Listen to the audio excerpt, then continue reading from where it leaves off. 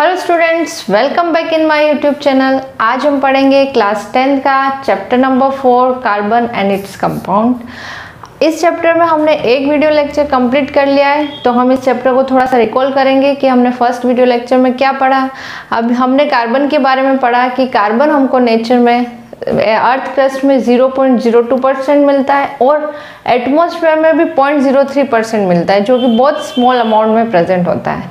तो जनरली हमने देखा है कि कार्बन जो है वो कंपाउंड फॉर्म में हमको मिलता है, जैसे अर्थ में भी हमको मिनरल के फॉर्म में मिलता है और एटमॉस्फेयर में भी कार्बन डाइऑक्साइड के रूप में मिलता है। ठीक है, तो आज हम जो टॉपिक पढ़ने वाले हैं वो है हमारा एलोट्रोप्स ऑफ कार्बन। मीन्स आज हम पढ़ेंगे कार्बन फ्री स्टेट में भी पाया जाता है, मीन्स अलग अलग फॉर्म में हमको नेचर में मिलता है जिसमें ओनली कार्बन के एटम ही प्रेजेंट होते हैं। ठीक है, तो हम पहले देखते हैं तो आपको और अच्छे से समझ में आएगा कार्बन के। तो let's start today's topic allotropes of carbon. देखिए, सबसे पहले हम मीनिंग समझते हैं एलोट्रोप्स का। एलोट्रोप्स होते क्या है? अभी मैंने बताया कि कोई भी एलिमेंट नेचर में अगर अलग अलग फॉर्म में प्रेजेंट होता है, ठीक है, फ्री स्टेट में अलग अलग फॉर्म में प्रेजेंट होता है, हम बोलते हैं एलोट्रोप्स। ठीक है, जैसे फॉर एग्जांपल पहले हम डेफिनेशन देखते हैं। An element can exist in 2 or more form with similar chemical properties but different physical properties. This different form are called allotropes of that element. देखिए क्या बता रहे हैं हम, ऐसा एलिमेंट जो 2 या 2 से ज्यादा फॉर्म में प्रेजेंट होता है जिसकी केमिकल प्रॉपर्टीज सिमिलर होती है बट फिजिकल प्रॉपर्टीज डिफरेंट होती है। देखिए, अगर एलिमेंट एक ही है, वही एलिमेंट है और उस एलिमेंट में एक ही प्रकार के एटम्स है, जैसे कार्बन है, ठीक है, कार्बन अलग अलग फॉर्म में हमको नेचर में मिलता है, तो उन कार्बन अलग अलग फॉर्म में भी जो फॉर्म्स है वो किसकी है? कार्बन की है। बस उसके अंदर जो एटम है वो कार्बन के ही है, इसलिए जो केमिकल प्रॉपर्टी है वो सिमिलर ही होगी, लेकिन जो फिजिकल प्रॉपर्टी होती है वो डिफरेंट होती है। क्यों होती है? क्योंकि उनका स्ट्रक्चर अलग अलग होता है। ठीक है, जिन फॉर्म में मिलता है उन तीनों फॉर्म्स का जो स्ट्रक्चर है वो हमको अलग अलग दिखेगा।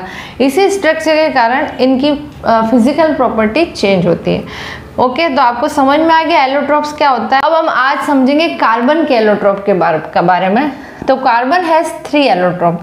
कार्बन के 3 एलोट्रोप्स होते हैं। जनरली मैंने बताया कि कार्बन जो है कंपाउंड फॉर्म में हमको मिलता है, लेकिन कार्बन हमको जो प्योर फॉर्म में मिलता है वो बस उसके 3 फॉर्म और होते हैं।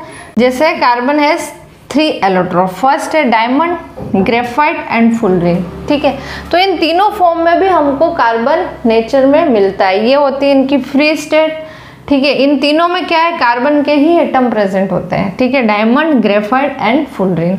तो आज सबसे पहले हम बात करते हैं डायमंड के बारे में। देखिए, यहाँ डायमंड का मैंने एक स्ट्रक्चर बना रखा है। अब डायमंड में क्या हो? डायमंड क्या है? जैसे आपको नाम से पता चलता है, डायमंड का हिंदी में हम बोलते हैं हीरा। ठीक है, कैसा दिखता है? बिल्कुल चमकता और ट्रांसपेरेंट सब्सटेंस होता है। ठीक है, देखिए सबसे पहले हम इसका स्ट्रक्चर समझ लेते हैं। Each carbon atom in diamond is joined to 4 other carbon atom. अब देखिए, इसमें जो ब्लैक कलर के मैंने बनाए हैं वो है कार्बन के एटम्स। तो ईच कार्बन एटम, ठीक है, ये सब क्या है? कार्बन के एटम ही है। हर carbon atom another carbon atom से जुड़ा रहता है। ठीक है, और क्या बनाता है? एक रिजिड 3 डायमेंशनल स्ट्रक्चर बनाता है। तो हम लिख सकते हैं each carbon atom in diamond is joined 4 other carbon atom and forming a 3 dimensional structure. तो इस तरह से हमको दिखता है। ठीक है, और कैसा होता है? ये बहुत ही रिजिड स्ट्रक्चर होता है। अब देखिए इसकी प्रॉपर्टीज कुछ देख लेते हैं। डायमंड कैसा दिखता है? कलरलेस होता है और ट्रांसपेरेंट दिखता है, जो कि हम उसकी फिजिकल प्रॉपर्टी देख सकते हैं। And having extra ordinary brilliance, और बहुत चमकता हुआ दिखता है ना। जो देखते हैं हम ज़्यादातर डायमंड की ज्वेलरी बनाई जाती है। क्यों बनाई जाती है? इसी कारण, क्योंकि वो बहुत ही चमकता हुआ चमकीला सब्सटेंस होता है। ओके, फिर नेक्स्ट है hardest natural substance. Most important, सबसे अगर हार्डेस्ट सब्सटेंस है अगर कोई वर्ल्ड में तो वो है डायमंड। ठीक है, अब डायमंड वैसे तो एक नॉन मेटल है, ये भी एक एक्सेप्शन है। नॉन मेटल होने के बावजूद भी ये सबसे हार्डेस्ट सब्सटेंस है। ओके, नेक्स्ट है it does not conduct electricity. अब इसमें इलेक्ट्रिसिटी का फ्लो नहीं होता है। क्यों नहीं होता है? इसका भी एक रीजन है। देखिए, क्योंकि इसमें हर कार्बन एटम जो है अलग, मतलब कार्बन से जुड़ा होता है। इसमें कोई भी फ्री एंड नहीं है, मतलब इसमें कोई भी फ्री इलेक्ट्रॉन नहीं प्रेजेंट होता है, इसी कारण इसमें इलेक्ट्रिसिटी का फ्लो नहीं होता है। फिर नेक्स्ट है, जैसा कि हार्डेस्ट सब्सटेंस है, इसी useful for making cutting instrument and glass cutter, और ग्लास कटर के रूप में भी डायमंड का यूज किया जाता है। तो ये सब इसके यूजेस है। इसके अलावा एक पॉइंट और हम लिख सकते हैं इसमें, इसका जो बॉइलिंग पॉइंट होता है, high boiling and melting point, क्योंकि ये बहुत हार्डेस्ट सब्सटेंस है तो इसको मेल्ट करने के लिए बहुत ज़्यादा टेम्परेचर की ज़रूरत होती है। ओके, तो ये सब समझ में आ गया है आपको। अब नेक्स्ट एलोट्रोप है इसका ग्रेफाइट। ग्रेफाइट के बारे में पढ़ते हैं हम। अब ग्रेफाइट कैसा दिखता है, ये होता है greyish and black opaque substance. कैसा दिखता है, ग्रेइश ब्लैक कलर का दिखता है, ओपेक सब्सटेंस होता है। जैसे डायमंड हमको कैसा दिखता था, ट्रांसपेरेंट, तो इसका जस्ट उल्टा ओपेक। ठीक है, अब देखिए पहले इसका स्ट्रक्चर समझ लेते हैं। अब स्ट्रक्चर दिख रहा है आपको, एक मैंने हेक्सागोनल रिंग्स बनी हुई है जो एक दूसरे के ऊपर लेयर के रूप में प्रेजेंट है।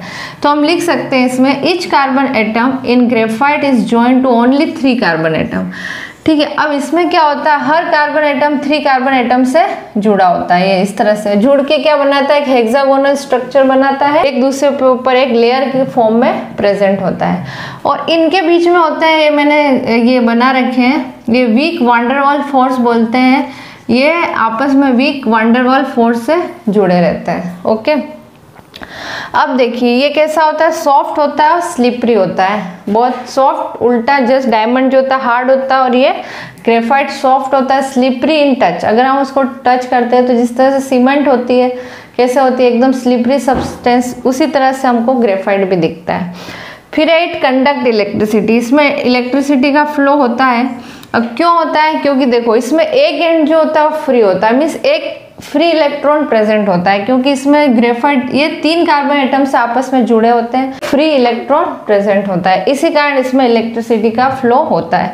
और इसी इलेक्ट्रिसिटी के फ्लो के कारण इनका यूज होता है इलेक्ट्रोड बनाने में। ठीक है, जैसे सेल के अंदर जो इलेक्ट्रोड होते हैं ग्रेफाइट के, या फिर कार्बन के जो इलेक्ट्रोड्स लगे होते हैं वो भी किसके होते हैं, ग्रेफाइट के होते हैं। एंड पेंसिल लीड, पेंसिल्स हम जो लिखते हैं, ड्राइंग स्केच बनाते हैं, उसमें भी जो ब्लैक कलर की जो लीड होती है वो किससे बनी होती है, वो भी ग्रेफाइट की ही बनी होती है। इसके अलावा ब्लैक कलर का जो पेंट है उसको बनाने में भी ग्रेफाइट का यूज होता है। तो ये भी क्लियर, आपको सब समझ में आ गया है। फिर नेक्स्ट करते हैं हम बक। थर्ड है हमारा allotrope Buckminster fullerene. Okay, Buckminster fullerene ये कैसा दिखता है, देखो इसमें एक फुटबॉल की तरह स्ट्रक्चर हमको दिखता है। इसमें 60 कार्बन एक दूसरे से इस तरह से ज्वाइन रहते हैं कि एक स्फेरिकल मॉलिक्यूल बना लेते हैं। देखिए, it is a cluster of 60 carbon, मतलब 60 कार्बन का ऐसा समूह। It is a cluster of 60 carbon atom join together to form spherical molecule. कैसा बनाते हैं, स्फेरिकल मॉलिक्यूल जो कि फुटबॉल की जैसा दिखता है। तो ये हमारा फुलरिन का स्ट्रक्चर। और कैसा दिखता है, look like geodesic dome design by US architect Buckminster Fuller. The molecule was named fullerene.